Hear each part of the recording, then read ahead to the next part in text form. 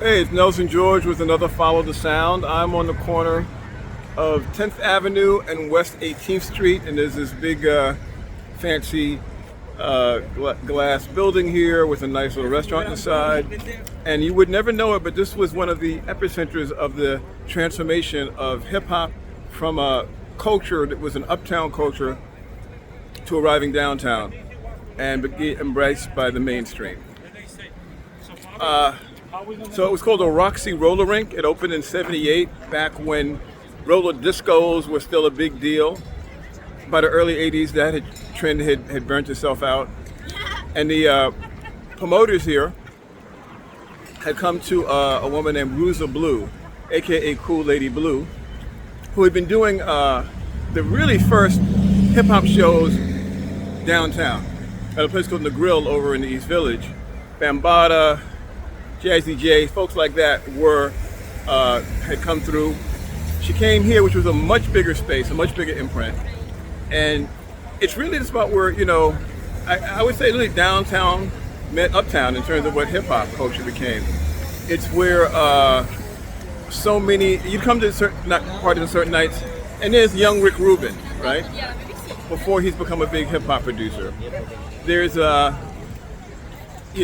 downtown folks like the people from Blondie and other people from that scene.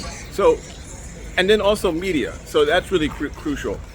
When ABC's 2020, which was their sort of weekly news magazine, did their first big piece on hip hop, it was one of the first big pieces by any national media, TV media on hip hop.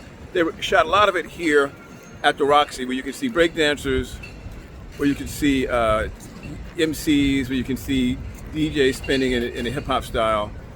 So it was a very, very important venue in terms of media. And so magazines came here. Magazines from Europe came here.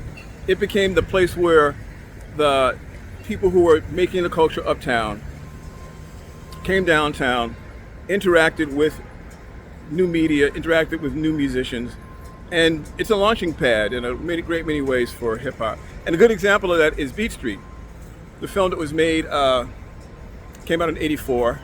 A lot of Beat Street was shot here. So if you see Beat Street Breakdown with Melly Mel, it was shot here. A lot of the breakdancing scenes were shot here. So the Roxy was this kind of transitional place for hip hop to meet uptown, meet downtown. And Cool Lady Blue, who's kind of an unsung hero of hip hop, was the key reason why this happened. So the Roxy, it looks fancy these days, but it was really a crucial place that needs to be respected in terms of the history of hip hop. Nelson George, just follow sound. More content coming. Please subscribe.